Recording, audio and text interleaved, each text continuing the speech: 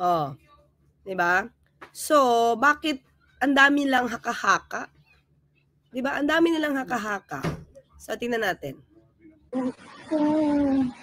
Kung seryoso lang talaga ang presidente, tapos na yan, isang araw lang, matuturo niya lahat ng may kagagawan ng korupsyon sa budget. O, imaginein mo mga kaklira, isang araw lang kaya daw tapusin ang investigasyon. Diba? Ulitin nga natin, baka nagkakamali ako ng pandinig. Wait lang Talaga ang presidente. Kung seryoso lang talaga ang presidente, tapos na yan, isang araw lang, matuturo niya lahat ng may kagagawan ng korupsyon sa budget. Mga ka-clear, isang araw lang kung seryoso. Di ba seryoso naman yung House para malaman kung ano ba nangyari sa confidential funds? Ilang buwan na ba yun? Inaabot na nga ng taon. Hanggang ngayon, di pa naayos.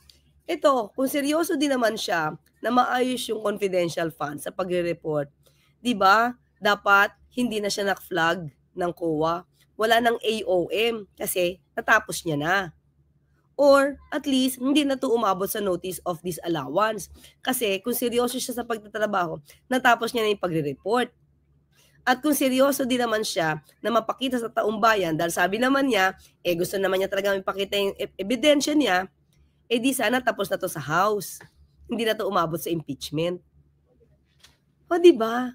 Kaya ba talaga ni VP Sara magpaimbestiga na isang araw? O di ba?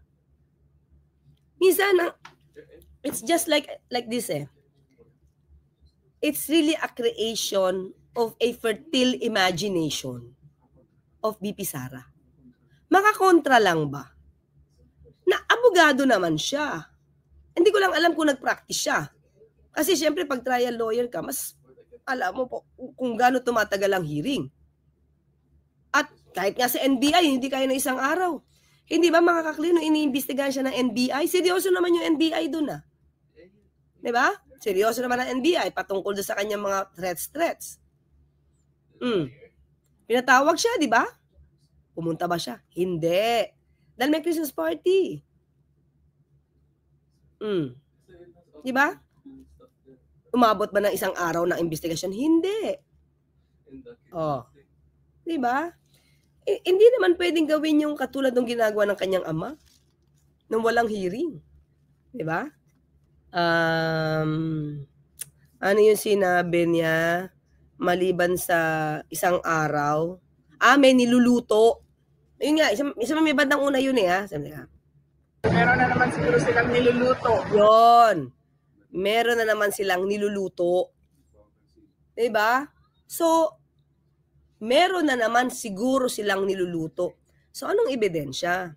Alam mo yun, mga ka-clear, nagpapapansin Parang, the way I see it is gusto niya maging controversial para lumabas na siya yung api. Diba? Diba yun? Okay. So, diba? Saan niya nakuha yung impormasyon na may niluluto? Ang hilig gumawa ng intriga. Katulad ng kanyang ama. Diba? Puro intriga, walang ebidensya. Kaya yun, siguro, nagsishare sila ng kanilang... diba? Si Ate Harry Roque may crystal ball din. Remember? Yung mga una niyang vlog, sabi niya, ayon sa kanyang crystal ball, ay kanyang bolang kristal, meron siya. O baka sila nagsishare. Diba? Kasi puro haka-haka. Guni-guni. Kung seryoso lang talaga ang presidente, tapos na yan sa isang araw lang. Matuturo niya lahat na may kagagawa ng corruption sa budget. Pero well, as you can see, parang nanonood tayo ng sarsuela. Okay, isang araw lang matatapos ng investigasyon? That is absolutely preposterous. Diba? Sino ba naman ang maniniwala na isang seryosong problema katulad nito, isang araw lang? Ang DPWH, ang pinaka-racket dyan is yung ghost project. So walang delivery ghost project. Marami yan. Nakasaad dito ang pahayag ni former Alam mo pala, bakit hindi man lang ikaw binigyan ng advice ni VP Sara na, Tay, isang araw lang yan. Bakit ka nagkakaproblema dyan? Isang araw lang kaya mo yan. Oh, anong nangyari? Di ba? Itong problema di ba? Ang bilis gumawa ng mga ganong klaseng mga pananalita. Pero hindi naman napapractice. Wag na tayong lumayo. Anong pangako ni dating Pangulong Duterte? 3 months to 6 months? Wala nang illegal na droga? Anyari? Di ba?